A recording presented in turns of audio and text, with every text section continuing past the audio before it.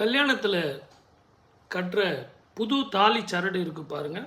அது ஒரு நல்ல நாள் பார்த்து பெரியவங்க உங்கள் குல வழக்கப்படி அதை மாற்றிக்கங்க. நான் இப்போ அதை பற்றி பேச வரல. ஆனால் தாலி சரடு மாற்றுறத பற்றியும் நான் பேச வரல. அது ஒரு நல்ல நாள் பார்த்து விளக்கேற்றி ஒரு தாலி சரடு போட்டு நீங்கள் பண்ணுவீங்க, அதெல்லாம் உங்களுக்கு தெரியும். ஆனால் இன்றைக்கி நான் பேச போகிற சப்ஜெக்ட் என்ன அப்படின்னா, சுத்தம் செய்வது எப்படி. தாலி சரட்டில் இருக்கிற அந்த திருமாங்கல்ய கொத்துக்கள் எல்லாம் ரொம்ப அழுக்காக இருக்கும் இல்லைங்களா. ரொம்ப மஞ்சள் பட்டு வேர்வைப்பட்டு ரொம்ப அழுக்காக இருக்கும். ரெண்டாவது ஒரு நல்ல விஷயம் உங்களுக்கு சொல்லித்தரேன். தயவு செஞ்சு திருமாங்கல்யத்தை வெளியே போட்டுக்காதீங்க, மறைமுகமாக உள்ளே இருக்கணும். அது பவித்திரமானது, நெஞ்சோடு தவழ வேண்டும்.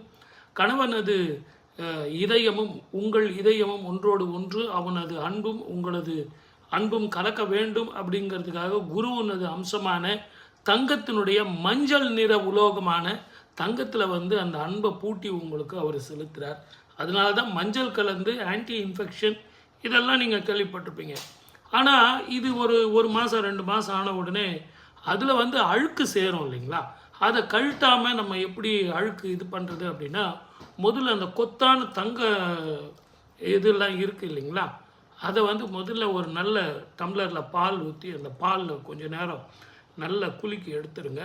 மறுபடியும் ஒரு தண்ணியில் நல்ல குலுக்கி எடுத்துருங்க.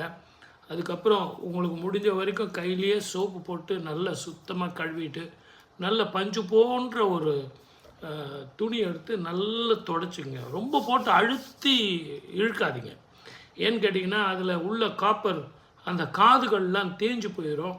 அப்படி இல்லைன்னா அது உங்களுக்கு ஏதாவது ஆயிடுச்சுன்னா மனசு கஷ்டம். என்ன சார் துடைக்க சொன்னீங்க, நான் துடைச்சேனே, இப்போ அது வாழைப்பழம் தனியாக வந்துடுச்சு, பன்னீர் சொம்பு தனியாக போயிடுச்சு சார். பதமாக துடைச்சிங்க. ரொம்ப பவித்திரமானது, சுமங்கலி தத்துவமானது.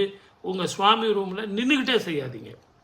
ஒரு சேர்லேயோ அல்லது ஒரு பாய் போட்டோ ஒரு மனை போட்டோ அதில் உட்காந்து சுவாமி எதிரில் ஜம்முன்னு டப்பில் தண்ணி வச்சுக்கிட்டு மேலே ஒரு டவல் போட்டுக்கிட்டு வெள்ளை டவல் போட்டுக்கிட்டு ஜம்முன்னு நீங்கள் தொடச்சிங்க.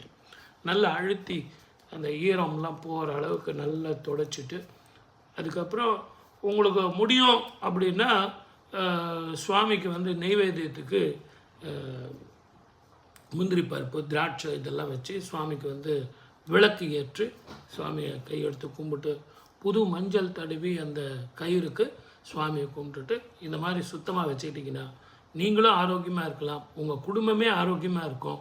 அற்புதமாக சுமங்கலி தத்துவத்தோடு வாழலாம். சப்ஸ்கிரைப் பண்ணுங்கள், ஷேர் பண்ணுங்கள்.